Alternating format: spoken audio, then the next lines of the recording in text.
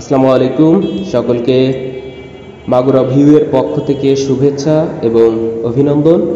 আমরা এই মুহূর্তে দাঁড়িয়ে আছি মাগুরার নতুন বাজার এলাকাটিতে। নতুন বাজারের যে ছোট্ট ব্রিজ রয়েছে সেই ব্রিজটার উপরে প্রচুর মানুষ যাতায়াত করছে শহরের দিকে। এই রাস্তাটা মূলত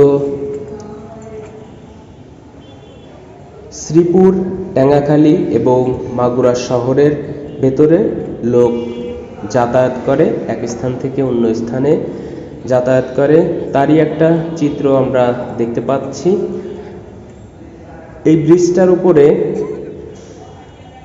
সবসময় ভিড় লেগে থাকে। আপনাদের এখন যে জায়গাটা দেখানোর চেষ্টা করছি এটা হচ্ছে শ্রীপুরের দিকে যে রাস্তাটা যায় সেইটারই চিত্র। প্রচুর মানুষ এখান দিয়ে যাতায়াত করে থাকে।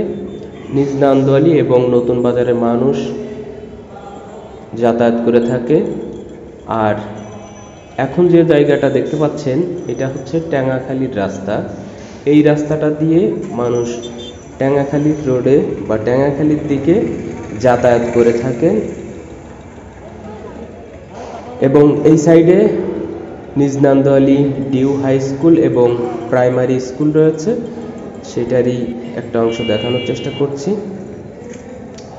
শ্রীপুর এবং মাগুরার যাতায়াতের মেন ফটক এইটা দিয়েই মানুষ মাগুরা থেকে শ্রীপুরে যাতায়াত করে এবং শ্রীপুর থেকে মাগুরাতে এসে থাকে, সেইটারই একটা অংশ দেখতে পাচ্ছি। আর দূরে দেখা যাচ্ছে কালী মন্দির, যেখানটাতে হিন্দু ধর্মের মানুষ উপাসনা করে। এবং ডান দিকে দেখা যাচ্ছে নতুন বাজারের যে এলাকাটা, সেই এলাকাটা আপনারা দেখতে পাচ্ছেন।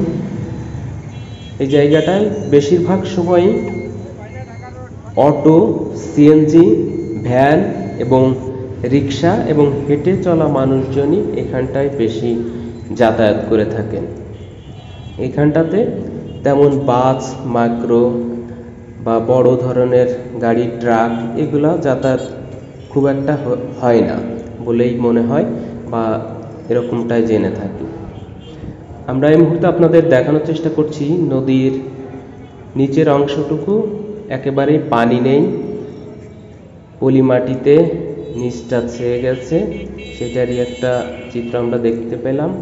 এবং ব্রিজের উপরেই কিছু মানুষ তাদের জীবিকার জন্য বিভিন্ন ধরনের ব্যবসা, রস, ফল, ঝালমুড়ি